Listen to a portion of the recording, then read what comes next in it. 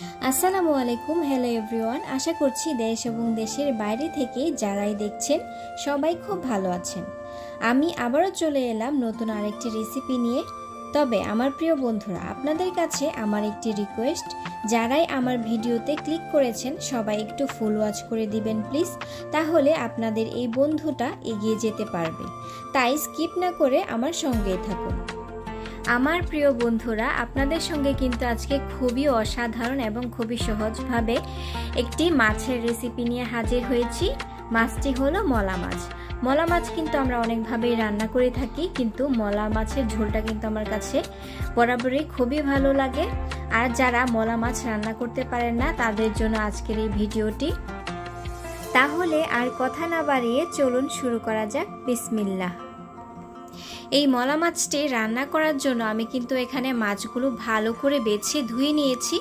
আর অবশ্যই খুব ভালোভাবে ধুয়ে নিতে হবে, কারণ আমি এখানে মাথা সহই কিন্তু এই মাছটি রান্না করব। কারণ এই গুঁড়ো মাছের মাথা সহ রান্না করলে কিন্তু খুবই দারুণ লাগে, এবং এই গুঁড়ো মাছে প্রচুর পরিমাণ ক্যালসিয়াম থাকে। আর গুঁড়ো মাছের চোখেও কিন্তু অনেক ভিটামিন থাকে, এজন্য মাছের মাথা আর চোখ কিন্তু আমি ফেলে দেইনি, আমি একসাথেই রেখে দিয়েছি। এবার আমি এটিকে হলুদ, মরিচ, লবণ দিয়ে হাত দিয়ে একটু ভালো করে মাখিয়ে নেব। আমি মাছটিকে কিন্তু পুরোটা হাত দিয়ে মাখিয়ে রান্না করব না, আমি একটু মাছটিকে প্রথমে হলুদ মরিচ দিয়ে ভেজে তারপর কিন্তু রান্না করব। আর মলা মাছ কিন্তু একবারে মেখেও, হাতে মেখেও রান্না করা যায়। ওই রেসিপিটা আমি আরেকদিন দিয়ে দিব, দেখে নেবেন। আমি কিন্তু হাত দিয়ে ভালো করে মাখিয়ে নিচ্ছি। এবার এই মাছগুলোকে আমি ভেজে নেব। ভেজে নেওয়ার জন্য চুলায় আমি একটি প্যান বসিয়ে এতে পরিমাণ মতো সরষের তেল দিয়ে দিয়েছি। তারপর আমি একে একে একটু মলা মাছ দিয়ে দিয়েছি, খুব বেশি দিয়ে দিব না, অল্প অল্প দিয়ে কিন্তু আমরা মলা মাছগুলো ভেজে নিব। এবং মাছগুলো কিন্তু খুব কড়া করে ভাজবো না, অল্প আঁচে আমরা একটু বাদামি কালার হয়ে আসলে আমরা কিন্তু নামিয়ে নেব। খুব বেশি ভাজার প্রয়োজন নেই, তাহলে কিন্তু মাছগুলো শক্ত হয়ে যাবে, খেতে ভালো লাগবে না। আমি অল্প একটু মাছ ভেজে তারপর তুলে নিচ্ছি। এই একই প্রসেস ফলো করে কিন্তু আমরা সবগুলো মাছ এভাবে ভেজে তুলে নিব। তারপর একই কড়াইয়ের মধ্যে আমি অল্প একটু সরষের তেল দিয়ে দিচ্ছি। তারপর সরষের তেলটা গরম হয়ে এলে আমি এখানে 1 কাপ পরিমাণ পেঁয়াজ কুচি নিয়ে নিয়েছি। এবার পেঁয়াজ কুচিগুলো আমি তেলের মধ্যে দিয়ে দিলাম।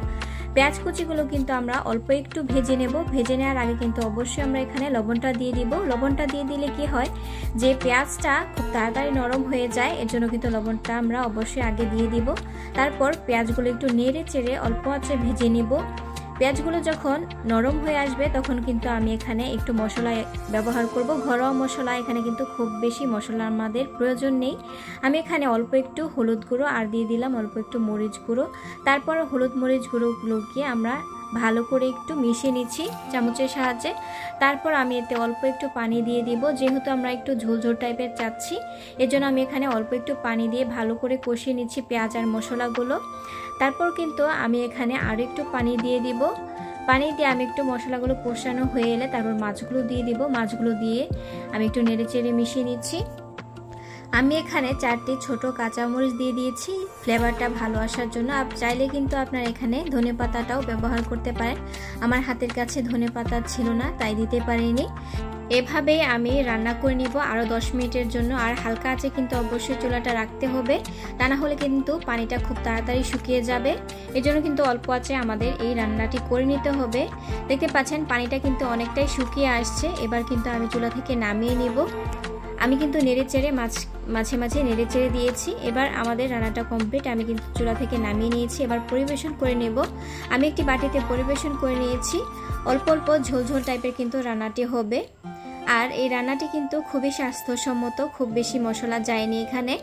এবং এই রান্নাটি কিন্তু বড় এবং ছোট সবাই এভাবে খেতে পারবে। আমি অল্প ঝাল দিয়ে রান্নাটি করেছি যেন আমার বাচ্চারা খেতে পারে। তো আমার প্রিয় বন্ধুরা, আমার আজকের এই মলা মাছের রেসিপিটি আপনাদের কাছে কেমন লেগেছে? যদি ভালো লেগে থাকে তাহলে অবশ্যই লাইক করে যেতে ভুলবেন না। আর যারা আমার চ্যানেলে নতুন তারা কিন্তু অবশ্যই সাবস্ক্রাইব করে যাবেন। আর অতি অবশ্যই আপনাদের মূল্যবান মতামতগুলো কমেন্ট বক্সে লিখে দিবেন, কারণ আপনাদের অতি মূল্যবান কমেন্টগুলো যদি আমি কমেন্ট বক্সে দেখি তাহলে কিন্তু আমার মনটা অনেক ভালো হয়ে যায় এবং পরবর্তী ভিডিও বানাতে আমাকে এটি অনেক উৎসাহ দেয়।